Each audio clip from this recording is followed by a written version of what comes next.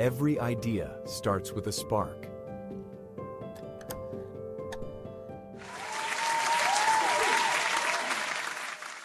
On July 25, 1996, the Wall Street Journal headline announced, Individual Inc.'s CEO, Amram, takes leave and stock drops.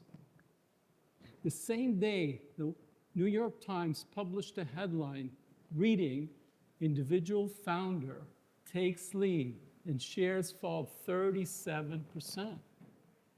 Then shortly after, the Boston Globe printed a headline saying, Yosi Amram, the founder of Individual, was fired as chief executive by his board. Hello, my name is Yosi Amram. Yes, that Yosi Amram. Today, I'm an author, clinical psychologist, therapist, and a researcher in the emerging field of spiritual intelligence, which, as you can tell, wasn't always my specialty. My journey began in the military, where I had the fastest promotion record in the history of my regiment. Afterwards, I graduated from MIT and then Harvard with one goal in mind, to start my own company and lead it through IPO.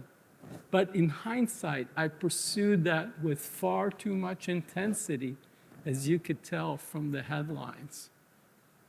As the CEO of my first startup, I worked 70 to 80-hour weeks for years. I thought I was achieving my wildest dreams, but really, I was burning myself out and losing touch with the very values that had inspired me to lead. Then one day, during a massage, everything changed. And no, it's not what you're thinking. There, laying on the table, I was struck by what I can only describe as a sudden recognition of the interconnectedness of all things. Most people spend years meditating for this kind of a spiritual awakening. But for me, I was knocked into a deep state of being by a deep tissue massage. But unfortunately, this experience didn't translate easily into daily life. My mind blew a fuse, and I spiraled into a manic episode, hyperfixating on my company's vision and pushing my team harder than ever and sowing the seeds of my own removal. I had a life-changing spiritual awakening, but it left me more lost than ever. It was like mastering Newton's laws of motion in a physics class, only to crash my car while driving. Over time, and with years of therapy, I began to rebuild and find my center again. I even co-founded and was CEO of another public company. But I had questions that wouldn't leave me alone. Who and what am I? And what should I be doing with my life? So I left everything behind to study transpersonal psychology, a field that integrates spirituality and psychology to explore the higher potentials of the human psyche. It was then, while pursuing my PhD, that I first encountered the term spiritual intelligence, introduced by Dana Zohar. Familiar with the concept of emotional intelligence, I was curious, could spiritual intelligence be evaluated in a similar way? A colleague and I set out to create the first operational definition and academically validated measure of SI. Since then, our work has been translated over 6 languages and received over 1,000 citations. Spiritual intelligence is the ability to apply and embody spiritual qualities and resources to enhance our daily lives and well-being. It's the critical third dimension that elevates us beyond IQ and EQ. We live in an era where human intelligence, our IQ, has landed us on the moon, split the atom, deciphered the genome, and even developed AI. But despite all this progress, the world feels ever more chaotic. Collectively, we are facing soaring rates of loneliness, anxiety, depression, and mental health difficulties. External threats such as political polarizations, wars, and environmental crises continue to escalate. How can we as a species achieve such extraordinary advancements, yet face such unprecedented levels of turmoil? The answer lies in spiritual intelligence. Spiritual intelligence isn't tied to religion or belief system. It aligns with science and is backed by research. For my PhD research, I demonstrated how spiritual intelligence complements emotional intelligence, each making a unique contribution to leadership effectiveness. Researchers worldwide have since confirmed that SI also enhances our satisfaction and quality of life, builds resilience, supports mental health and well-being, and boosts personal and organizational productivity. It's even been shown that banks with higher SI among their employees produce better overall return on assets. Bottom line, SI is real, measurable, and positively impactful across many domains. You don't have to identify as spiritual to be spiritually intelligent. It's like the difference between being emotionally intelligent and simply emotional. Emotional intelligence reflects self-mastery, while the latter suggests someone who might tear up at every heartwarming puppy commercial. And just like emotional intelligence took time to gain widespread recognition, SI may also take time to enter our cultural zeitgeist. But both of them are equally transformative.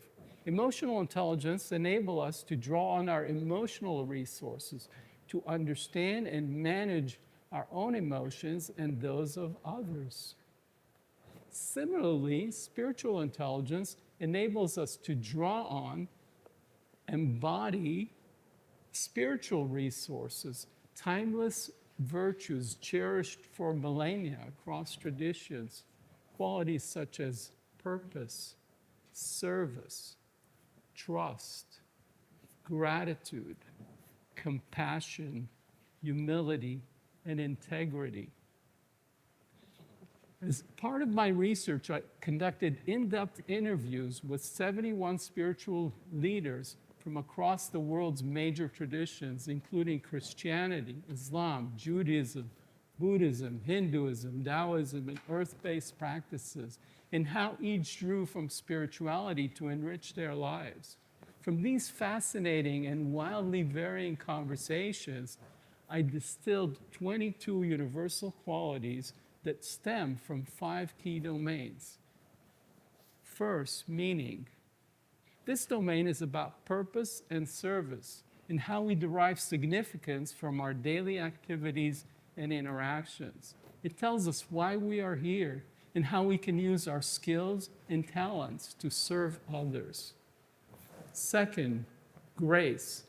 Grace is about infusing our days with beauty, joy, and gratitude, and living on a foundation of trust, even amidst life's irritations, difficulties, and even tragedies. Each setback invites us to exercise our creativity and to find its hidden beauty and opportunity. Third, truth. Truth is about seeking to understand what is real and meaningful, doing what is right rather than proving ourselves right. It involves our egoless, open curiosity and devotion to truth. Fourth, consciousness and wisdom. This domain focuses on deep self-knowledge, cultivated through intuition, dreams, and insights. It echoes the timeless wisdom to know thyself, reminding us that self-awareness is the foundation for all growth. Fifth, transcendence. Transcendence is about recognizing our interconnectedness, understanding how each of us is a unique cell within a larger organism. It calls on us to care for ourselves, while fulfilling our role in service of the larger whole. At the core of these SI qualities lies a deep connection to our essence, our spirit, or simply the energy of life. The word spirit derives from the Latin spiritus, meaning the animating breath or life force, highlighting how these qualities naturally emerge from the essence of who we are. To start integrating spiritual intelligence qualities into your life, think of it like strength training. You can't build every muscle simultaneously, but building one supports them all. Choose one SI quality and practice it for a month. Practice openness and you will become more open. Embrace joy and you will become more joyful. Cultivate mindfulness with real intentionality and watch your life transform. A great starting point would be gratitude. My own gratitude practice is simple yet utterly powerful. Each morning I start my day by saying thank you for the gift of another day. At nighttime I reflect on my blessings today. A kind cashier, a delicious burrito, a shared laugh. And even amid difficult moments, I seek and find the hidden lessons. Another quality you can focus on is purpose.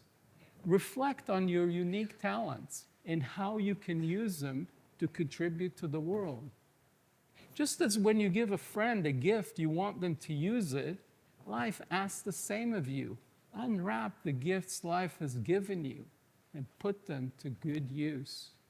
And another essential quality is interconnectedness, ever more important amidst today's loneliness epidemic.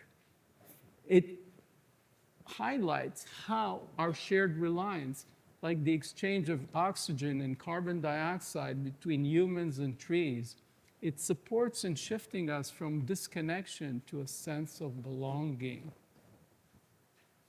And while SI won't solve all your problems or pay your mortgage, it will make you more resilient, compassionate, and wise, helping you uncover the hidden treasures within.